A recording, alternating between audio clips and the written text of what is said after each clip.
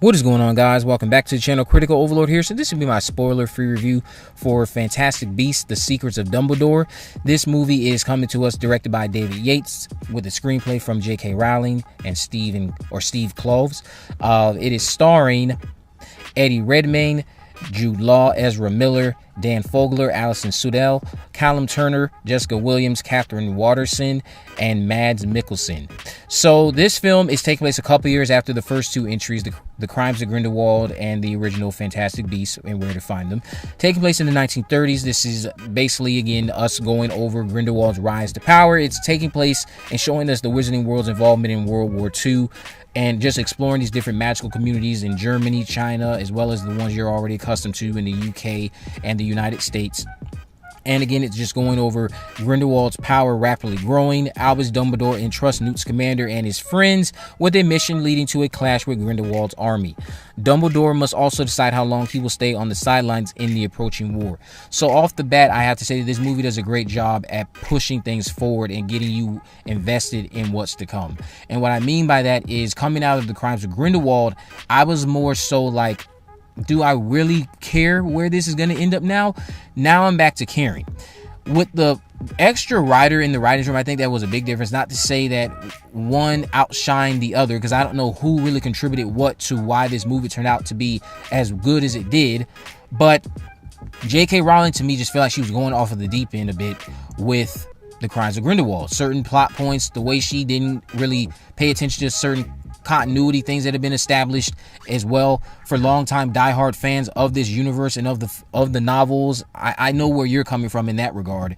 So there's a lot of plot points here that are fixed because of this dynamic writer duo that I think should be kept up going into the last two movies, because I know J.K. Rowling is a talented writer. We've seen that, but we also know that Steve Kloves is responsible for bringing a lot of the screenplays to life for the Harry Potter films.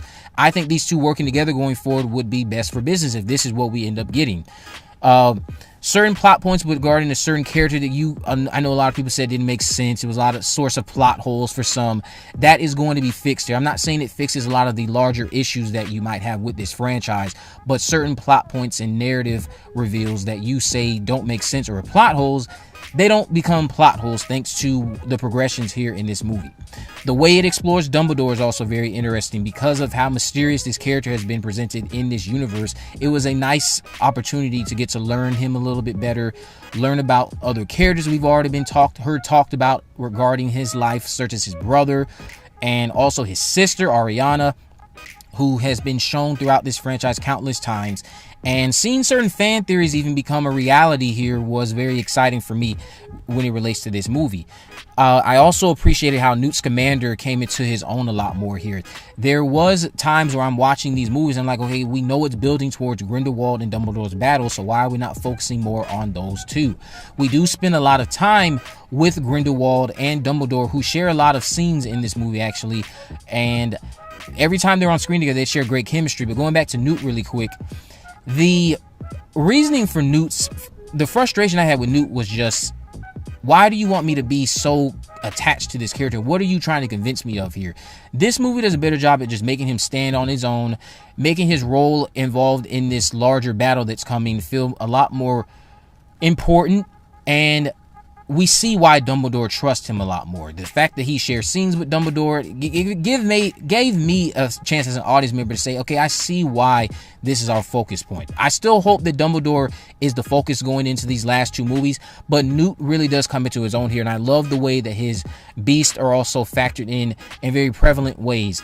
These wonderful creatures we know exist in this universe, given that the franchise title is Fantastic Beasts, they are also very involved in this narrative, just like how they were involved in the Fantastic Beasts: Where to Find Them film. I feel like they took a seat back in the Crimes of Grindelwald, other than just highlighting some unique creatures. But with this, they're involved in the conflict. They're involved in some of the resolutions in said conflict. They share a lot of humorous scenes, such as the crab walk that you have in the trailer, which is one of the more humorous moments in this film. I just like the way the beast felt relevant to the overall plot and narrative, and it was helping them live up to their title. making you feel for these beasts and some of the more sadder moments that happen with them in this film. This movie is also very emotional. It balances that romance, sadness, humor, intense action all so well, and all the emotions you feel throughout the movie, they are not outshining each other. It's just like a roller coaster of emotions that feel earned by the time the movie comes off. It has a clear beginning, middle, end, which I didn't feel the Crimes of Grindelwald had.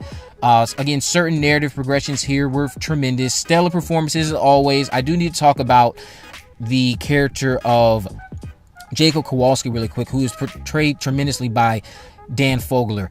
His nomad self is somebody that all of us muggles watching these movies just associated with so well, I believe. He is in this world as a muggle doing what many of us wish we could do, and he's so likable.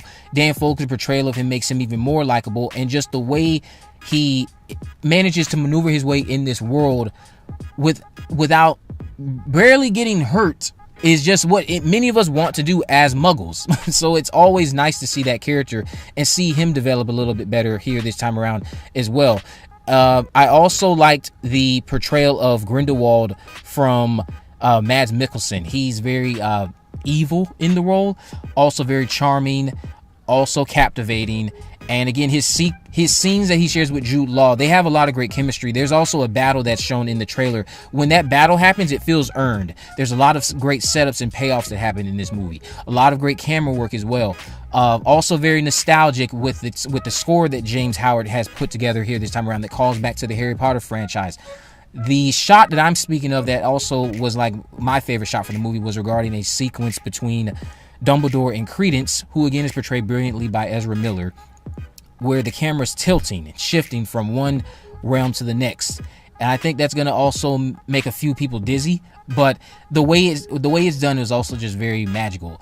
Also, some tricks like that we saw in the Scream movie. If you watch my Scream videos, I enjoyed the Fantastic Beasts: Secrets of Dumbledore. I like the way they explored Dumbledore a little bit more. I like the way they progressed the narrative and fixed certain narrative plot points that have made a lot of people upset. Better pacing. Everything was just structured better here. I give it a 7.5 out of 10. Let me know what you guys think about this down in the comment section below. If you haven't already, of course, make sure you subscribe, turn on post notifications, and miss a video. In the description, I have links to my social media accounts, my Facebook, Twitter, and Instagram. You can message me there, of course, if there's any movies, news, or reviews you'd like me to cover in the future. And with all that in mind, guys, I will see you in the next video.